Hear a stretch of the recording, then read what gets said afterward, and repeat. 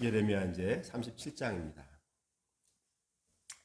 오늘 이제 이 본문의 이야기를 이제 저희들이 보면서는 좀 무거운, 우리가 이제 지금 우리가 지난달과 이번 달에 예레미야를 쭉 읽으면서 무거운 마음을 가지고 있듯이 오늘도 좀 어려운 이야기를 좀 하려고 합니다.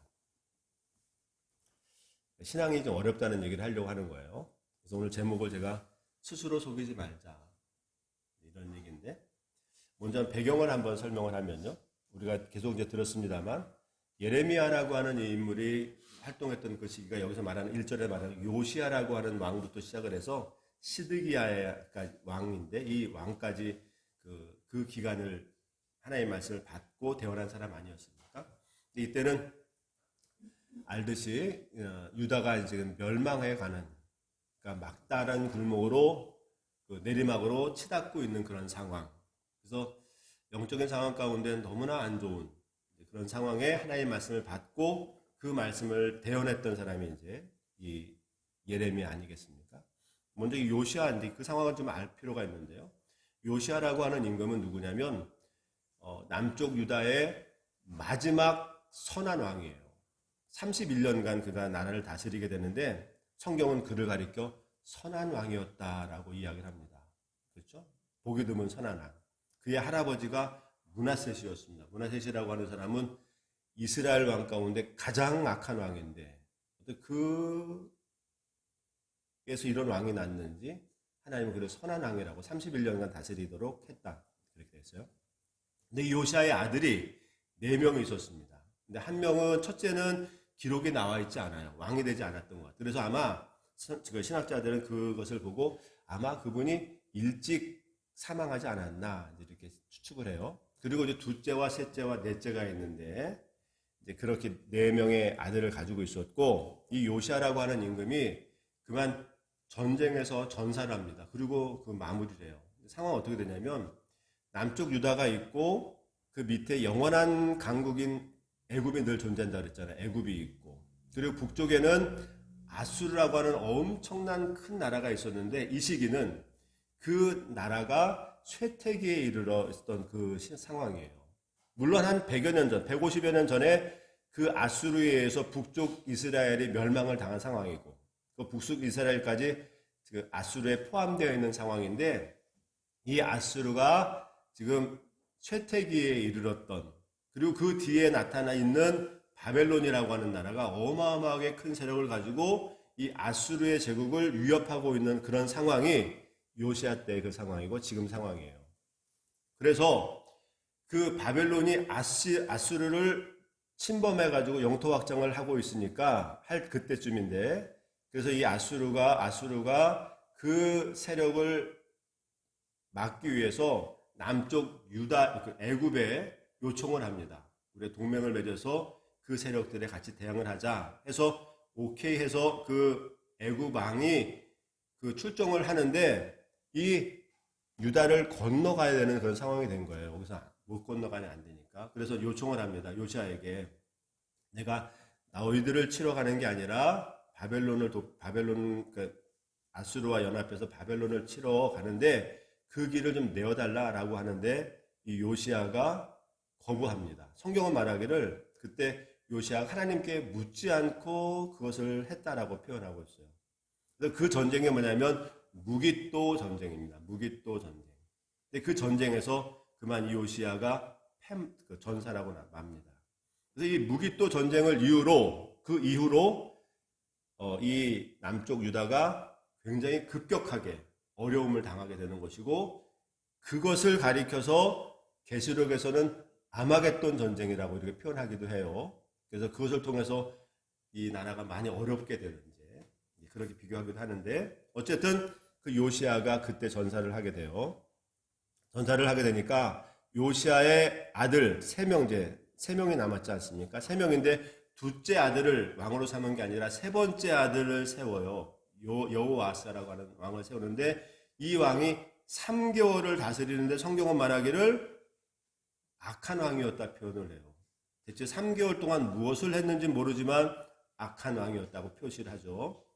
그리고 그런 상황 가운데 이제 애굽 왕이 애굽의 왕이 그 전쟁을 치르고 돌아오는 길에 그 셋째 아들, 두 번째 아들이죠. 두 번째 여호수아를 잡아가지고 그 애굽으로 데려갑니다. 헷갈리죠, 그렇죠? 그러면서 두 번째 아들 여호야김을 걷다가 세우면서 이 사람을 가리켜서 친애굽 정책을 쓰도록 한 거예요. 바벨론이 되게 강성하고 있는데 친애굽 정책을 쓰도록 해서 그 사람을 거기다 세워놓고 가는 상황. 그래서 그 사람이 11년간을 다스리는데 친애굽 정책을 쓰다 보니까 바벨론에게 별로 좋은 마음이 아니었겠어요. 그래서 그의 중간 때 한 6년쯤 될 때 1차 침공을 받습니다. 이 여호야김이. 남쪽 유다가 바벨론의 3차 침공을 받아서 멸망한다 그랬잖아요. 그 당시 때 1차 침공을 받아서 성전에 있는 많은 것들을 빼앗기고 사람들을 끌고 가는, 그때 가는 게 다니엘이 끌고 가겠죠. 그렇죠? 근데 그 여호야김이 다스리고 있다가 11년째 되는 마지막 해, 그의 죽음에 관해서는 성경은 잘 기록되어 있지 않아요. 여호야김이 어떻게 죽었는지. 그렇지만 예레미야 우리가 읽었던 22장에 보게 되면 그의 죽음에 관해서 설명하고 있는데, 그의 죽음이 예루살렘 밖으로 그의 시체가 던져졌다라고 하는 표현이 나오는 걸 보면 그렇게 그 수치스러운 죽음을 죽은 것으로 표현이 되어져요. 그리고 그 아들이, 그 여호야김이 죽고 여호야김의 아들 여호야긴이라고 하는 사람을 세웠는데, 이 사람도 3개월간 있는데 그 사람 역시 악한 왕이라고 표현하고 있어요. 근데 그 여호야긴을 바벨론이 그를 끌고 갑니다. 그렇죠? 바벨론의 왕이 끌고 가면서 세운 것이 여호시아의 아들, 마지막 막내 아들 시드기야를 세우는 장면이 오늘 본문에 나와 있는 장면이죠. 1절에 이렇게 표현합니다. 그래서 요시아의 아들 시드기야가 여호야김의 아들 고니야가 여고니야거든요. 근데 그 이름을 지금 이것은 바벨론 왕이 바꾼 이름입니다. 원래는 여호야긴인데 여호야김의 아들 여고니야를 뒤를 이어 왕이 되었으니 이는 바벨론의 느부갓네살 왕이 그를 유대 땅의 왕으로 삼았기 때문이다. 이렇게 끌고 가면서 그 땅의 왕을 시드기야를 세워서 친 바벨론 정책을 쓰도록 합니다. 그런데 이제 시드기야가 나중에 이제 우리가 39장에 가게 되면 예루살렘 성이 함락되는 게 나오는데, 왜 그러냐면 그가 중간에 그 관계를 파기하고 친애굽 정책으로 이제 돌아서게 돼요. 그래서 마지막 침공을 통해서 그 나라가 멸망하는 그런 시기를 겪는데, 오늘은 지금 그 시드기야라고 하는 그 사람이 즉위한 막 그 상황, 바벨론의 왕이 그를 왕으로 세운 그 상황, 그렇죠? 그러니까 이때가 어떤 때인 줄 알겠죠, 그렇죠? 자기 조카가 전쟁에서 그 형이 죽고 자기 조카가 왕이 된 3개월 만에 또 끌려가게 되고, 그 속에서 자기가 왕이 되는 그런 상황들, 정말로 어수선한 상황들. 그리고 이 시드기야가 11년간 다스리긴 하지만 그리고 이제 나라가 망하는 거거든요. 그러니까 이게 얼마나 어수선한 상황이겠습니까? 그런 상황 때 오늘 본문의 이야기가 시작이 되는 것이고, 이 시드기야가 이제 예레미야에게 기도를 요청하는 장면이 3절에서 나옵니다. 보시죠. 시드기야 왕이 셀레마의 아들 여후갈과 마아세야의 아들 제사장 스바냐를 선지자 예레미야에게 보내어 청하되 너는 우리를 위하여 기도해달라, 우리 하나님 여호와께 기도해달라라고 하는 이런 기도 요청하는 장면이 이제 오늘 본문 가운데 나오는 장면. 이 이야기를 같이 보려고 합니다. 아시겠죠? 근데 여기서 상황은 이런데 우리가 이제 먼저 생각할 것은, 기도를 요청한다는 건 어떤 것이겠습니까? 어떤 마음 가운데 요청하는 것 같아요? 기도를 요청하는 거죠. 사실 기도를 요청한다라고 하는 것은 기도의 대상자이신 그분의 전능함과 전지함, 그분의 능력을 인정하기 때문에 요청하는 거잖아요. 그렇죠? 더군다나 왕이라고 하는 사람이 선지자를 통해서 내가 너희 하나님께 우리 상황들을 알려달라라고 요구한다라고 하는 건 굉장히 경건한, 그리고 선한 왕인 듯한 그런 상황에 이제 기도를 요청하는 것 아니겠습니까? 하나님은 전혀 모르는데, 하나님을 인식하지 않는데 하나님께 기도를 요청하지는 않을 거 아니겠습니까? 그렇죠? 기도를 요청한다는 건 아마 경건한 모습을 가지고 있기 때문에 그럴 것 같습니다. 그런데 오늘 본문에 보면 전혀 그렇지 않은 것을 볼 수 있어요. 2절에 보면 이렇죠. 그라고 하는 건 시드기야를 말해요. 그와 그의 신하와 그 땅의 백성이 여호와께서 선지자 예레미야에게 하신 말씀을 듣지 아니하니라. 하나님의 말씀을 듣지 않음에도 불구하고 그 선지자에게 나를 위해서 기도를 요청하는 이 장면은 과연 어떤 모습일까? 너무나 그렇죠. 맞지 않는 거죠. 그렇죠? 근데 좀 이게 좀 어렵다는 얘기를 드리려고 그래요. 하나님의 말씀을 듣지 않으면서 우리를 위해서 기도해달라. 하나님의 말씀을 듣기를 거부하면서 우리를 위해서 기도해달라. 이게 어떤 의미일까? 어떤 것 같습니까? 하나님의 말씀을 그들은 그와 그의 신하와 그의 백성, 그 땅의 백성들이 하나님의 선지자인 예레미야의 말을 듣지 않으면서 이 상황을 보고 우리를 위해서 기도해달라. 어떨까요? 이건 뭘까요? 아마도 이 본문 가운데는 기록되어져 있지 않지만 왕의 권위를 가지고 암묵적 그 요구, 그렇죠? 암묵적 주문을 이렇게 기도해 달라라고 하는 것을 얘기했겠죠. 하나님의 말씀을 듣지 않으면서 너는 우리 나를 위해서 이러이러한 기도를 해달라라고 주문하는 내용일 것입니다. 그렇죠? 왕이 그런 기도를 요구하니까 그 권세 앞에 많은 사람들이 그런 기도의 주문을 대는 사람들이 있었습니다. 19절에 보면 이렇게 표현하고 있습니다. 19절 보니까 30장 19절 바벨론의 왕이 와서 왕이라는 치드게 왕과 이 땅을 치지 아니하리라 라고 예언한 왕의 선자들이 어디 있나이까 라고 이제 지금 예레미야가 시드기야에게 얘기하는 겁니다. 당신이 그런 기도를 할 때 바벨론 왕이 와서 이 땅과 당신을 치지 않을 것이다 라고 얘기를 할 것하고 우리 9절도 보게 되면 그렇죠. 이제 밑에 절 보면 하반절 보면 갈대아인들이 반드시 우리를 떠나리라 하지 말라라고 하는 거니까 많은 사람들이 이 시드기야 왕의 그 기도 요청에 암묵적 그의 주문에 많은 사람들이 그 기도를 댔던 것 같습니다. 하나님은 우리 땅을 멸하지 않을 것이다. 그들이 반드시 갈대아인이라고 하는 것은 이제 바벨론을 말하는 거예요. 그들이 반드시 우리를 떠날 것이다. 지금 이 상황은 그 바벨론이라고 하는 그 나라가 예루살렘 성을 둘러싸고 있는데 그 요청을 또 바로의 군대가 이 소식을 듣고 출정했다는 소식을 듣고 지금 잠시 갈대아인들이 그 소문을 듣고 예루살렘을 떠난 상태예요. 잠시 떠난 상태라고. 그렇기 때문에 그런 상황을 보면서 많은 선지자들이 그 왕의 요구처럼 보십시오. 우리 하나님은 강하고 우리 하나님은 능력이 있기에 당연히 그 갈대아인들, 바벨론 사람들은 우리를 떠날 것이고 우리는 강성할 것이다라고 이제 얘기하는 그런 얘기들이 많았다는 전 얘기죠. 그렇죠? 이런 얘기들. 아마 이런 이야기를 그 당시 때 많은 사람들은 귀담아 들었을 겁니다. 근거가 있잖아요. 그렇죠? 얼마나 이게 그 신앙적 근거 가운데 하는 겁니까? 우리는 반드시 이긴다. 왜? 우리 하나님은 능력 있는 분이시기 때문에 전쟁의 신이기 때문에 아무리 큰 바벨론이라 하더라도 우리를 건드리지 못할 것이다 라고 하는 그 주문에 많은 선지자들이 그 주문에 기도를 대고 있다 이 말이지. 그런 분위기. 여기서 이제 하나 이제 봐야 될 것 같습니다. 기도라고 하는 게 뭔가 이제 이게 그렇죠? 이게 어렵다는 거예요. 기도라는 게 뭔가. 기도라고 하는 것은 우리가 입을 벌려 우리의 언어를 가지고 하나님께 요구하는 거죠. 그렇죠? 우리의 말들을 상황을 얘기하는 겁니다. 이게 기도예요. 우리가 입을 열어서 우리의 말로 언어로 하나님을 이렇게 우리의 상황을 이야기하는 것이 기도임에도 불구하고 사실은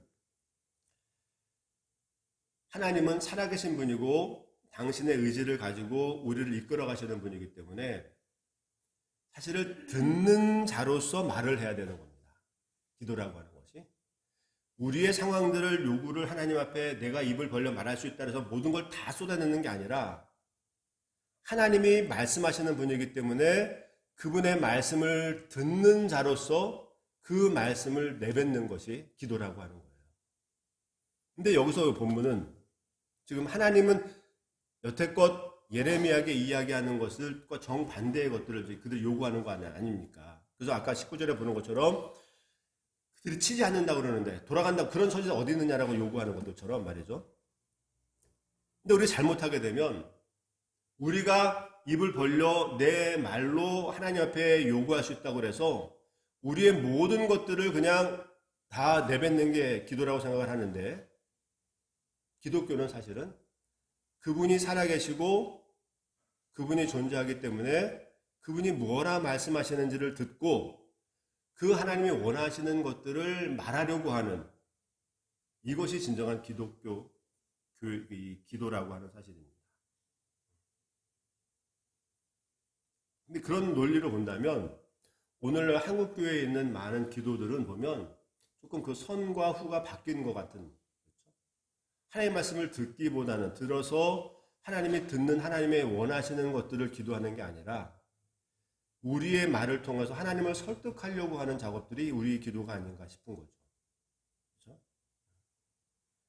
우리의 기도를 하나님을 바꾸려고 하는 하나님 앞에서 나를 바꾸는 게 아니라 우리의 의지를 가지고 하나님을 설득해 하나님을 바꿔가려고 하는 기도가 우리에게 있지 않는가라고 하는 그런 얘기입니다.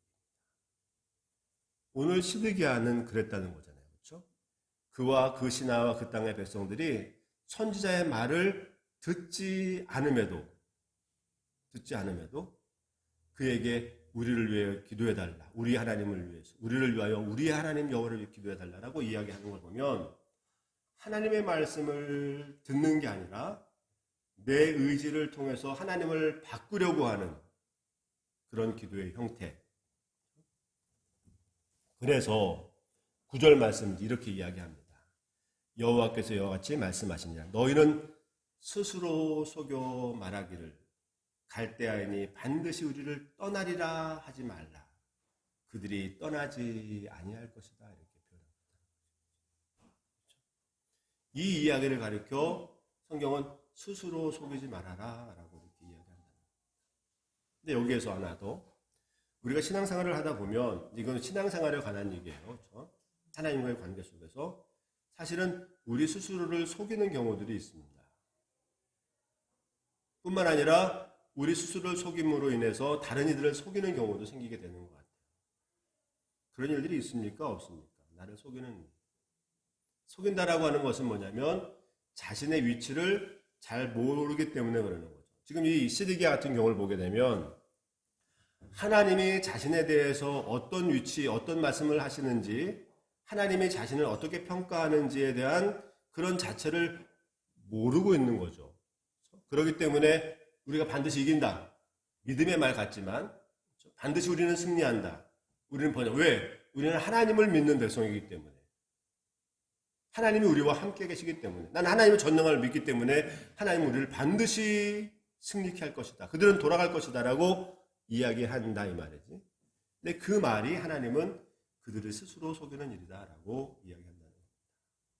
그러면 우리가 어떻게 하면 스스로 속이지 않을 수 있을까라고 생각을 해보니까 그거는 뭐냐면 하나님 앞에서 우리의 자신을 잘 내 중심으로 내 삶을 살피는 게 아니라 하나님 말씀 앞에 나를 잘 살피려고 하는 하나님 중심적인 사고를 할 때 가능한 것 같다 이 말이죠. 사실은 이때 시드기야는 자신의 그 위치를 파악했어야 됐어요.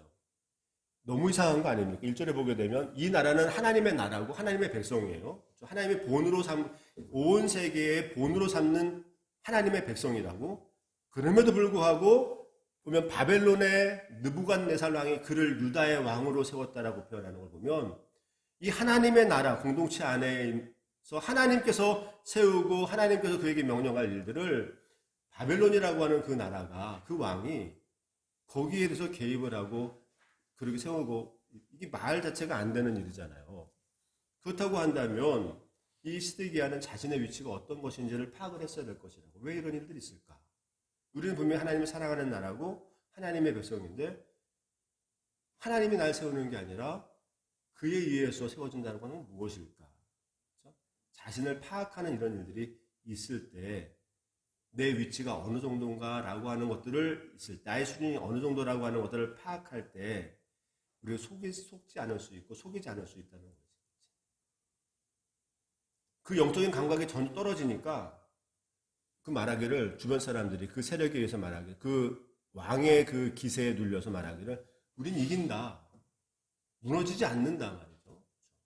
지금 1차, 2차 침공을 받아서 자신의 조카, 자신의 형이 끌려가는 상태입니다. 지금. 그렇죠?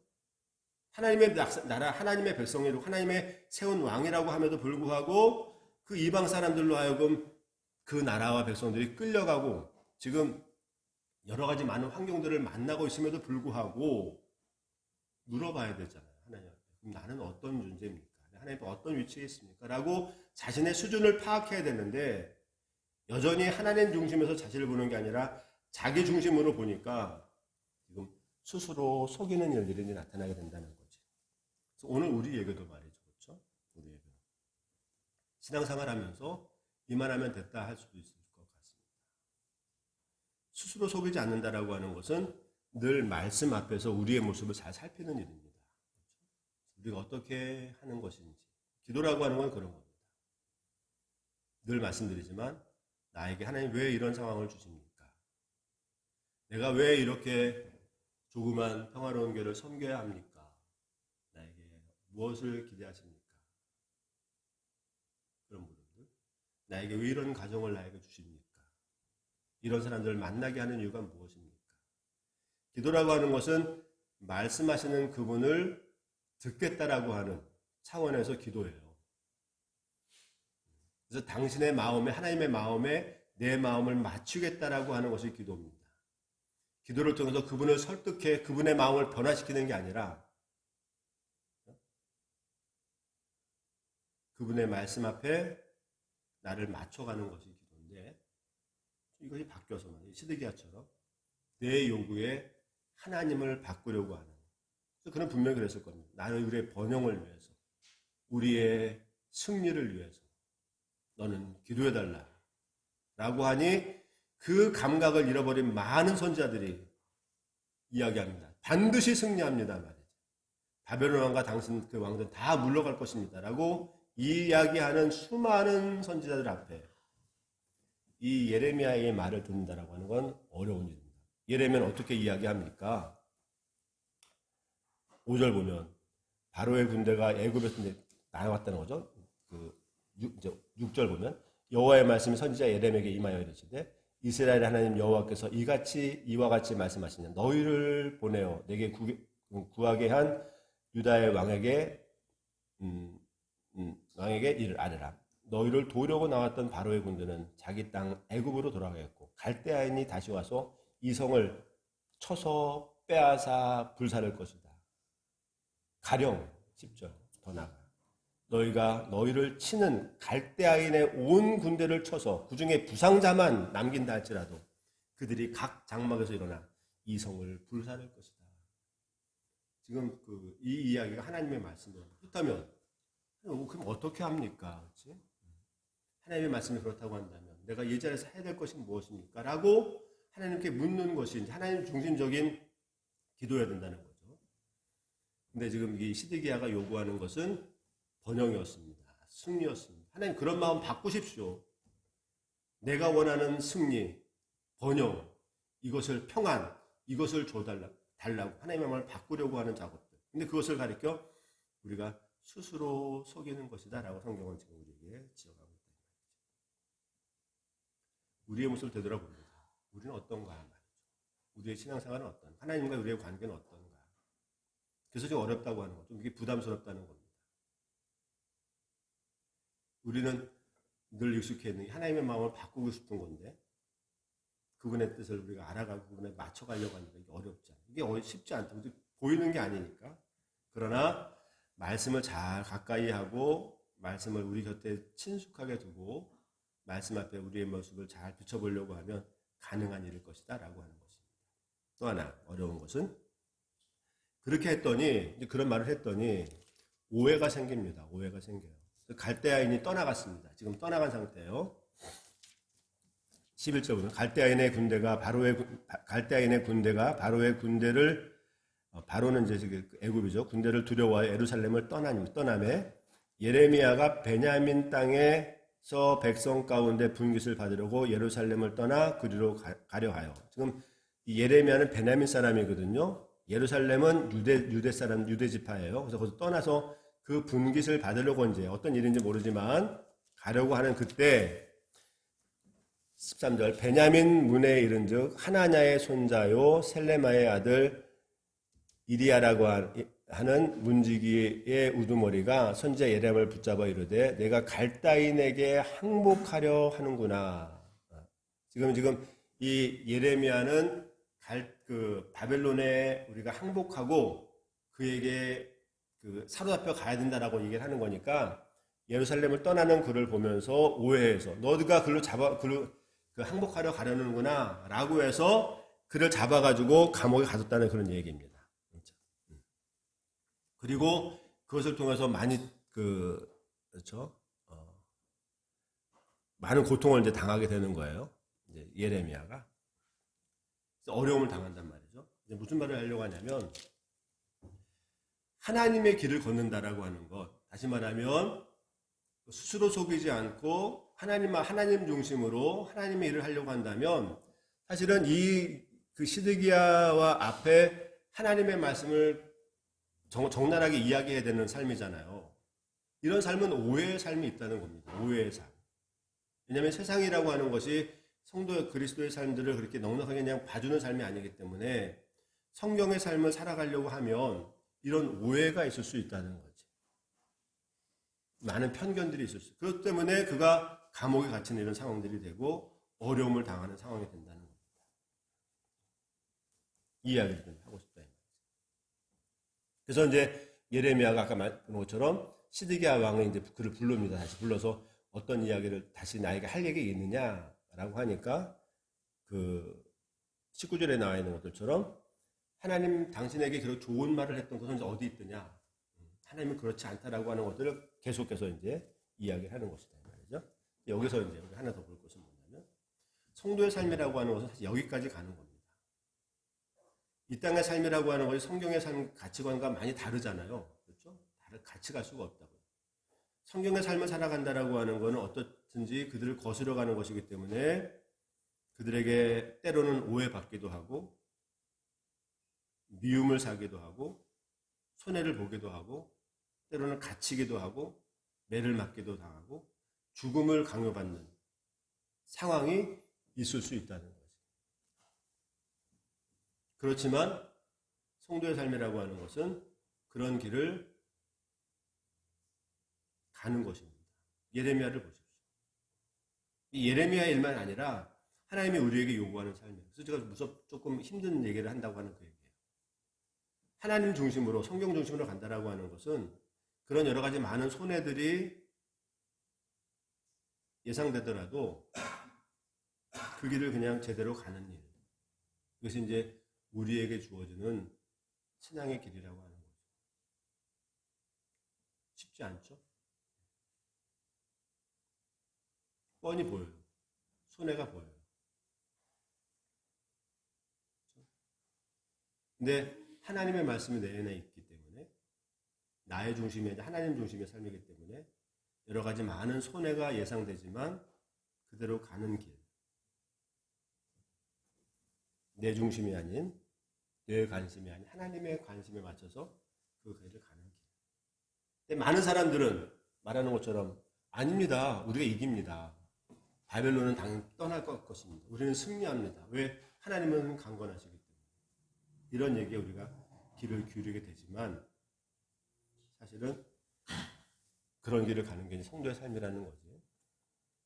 여러 면에 적용됩니다. 근데 하나님은 그런 그들을 기억하겠다고 하는 겁니다. 어려운 시대 가운데. 우리 한국교회가 지금 한국 사회에서 말하는 것처럼 늘 어려운 지금 상황이에요. 우리 한국 사회에, 대한민국 사회에 한국교회가 이런 형태를 갖는 건 처음입니다. 처음. 대한민국이 건국하고 나서 그 기독교가 들어오고 나서 어느 시대고 기독교의 말을 들어서 교회의 말을 들으려고 했습니다. 지금 이렇게 너무 잘 살다 보니까 교회 말에 관심을 갖지 않습니다. 시대가.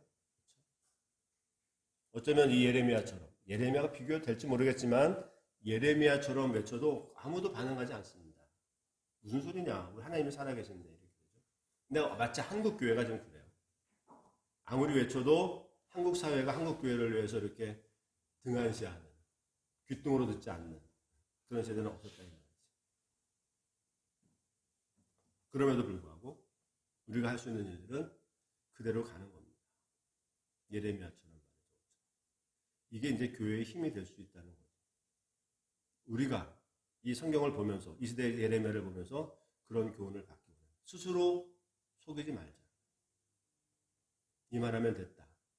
하나님 우리를 들을 것이다 라고 해서 우리 삶의 현장 가운데 신앙생활 가운데 스스로 속이는 일들이 있습니다. 이 말하면 되지 않았나. 이 정도면 됐지. 딴 사람도 비교해보면 말이야. 그런 일들. 속지 않으면서 우리가 하나님께서 명하신 그 일들을 제 길을 어떤 일들이 있어도 가고자 하는 이런 마음들이 우리에게 있는 거예요. 이것이 이제 우리에게 주어진 숙제라고 생각됩니다. 예레미야 30장에서 하나님이 이것을 우리에게 얘기하는 것 같습니다. 예레미야 삶이 너무나 어려웠습니다. 그래서 눈물을 흘리지 않으면 안 되는 상황이었습니다. 그럼에도 불구하고 그는 언제나 그의 귀를 하나님께 고정해 뒀습니다. 내 중심이 아닌 하나님 중심에서 때로는 말합니다. 때로는 말하면 안 가면 안 됩니까? 하나님. 내가 꼭 이것을 나를 해야 되겠습니까? 라고 불만불평해서 왜 너무나 힘든 일이기 때문에. 그렇지만 이 이야기를 안 하면 내 마음이 불타는 것 같아 견딜 수 없었다라고 하는 고백이 예레미야의 고백처럼 그렇죠? 늘 하나님께 그 마음을 두었기 때문에 하나님이 요구하는 삶을 살아내는 것이 성도의 삶이었다라고 말하는 것처럼 오늘 우리에게도 그런 관심이 있길 바랍니다. 기도라고 하는 도구를 통해서 하나님을 설득하기보다는 우리의 마음을 하나님께 맞추려고 하는 작업을 끊임없이 할 때 우리는 우리 스스로를 속이지 않는 그런 자리에 설 수 있을 것이다. 내 관심이 아닌 하나님 하나님 중심 쪽에서 그들을 감당할 때 이런 일들을 이룰 것이다 라고 하는 생각이 듭니다. 쉬운 문제는 분명히 아닙니다. 많은 손해를 봐야 되고 때로는 오해를 사고 미움을 사고 때로는 죽음을 강요받는 수도 있다 이 말이지. 그럼에도 불구하고 우리의 길이라고 하는 것은 하나님이 명하신 그 길을 따라가는 길이다 라고 하는 이 말씀. 이 말씀 우리에게 주어진데 이 말씀 잘 귀담아 들어서 우리에게 이런 힘을 달라고 기도하시면서 스스로 속이지 않으려고 다짐하면서 신앙생활 해나가는 우리 평화로운 교회 믿음의 식구들 되기를 주님으로 축원합니다. 기도하시겠습니다. 하나님 감사합니다. 주님의 은혜 가운데 우리가 오늘도 주의 말씀을 듣습니다. 이 말씀 저희들 잘 귀담아 듣고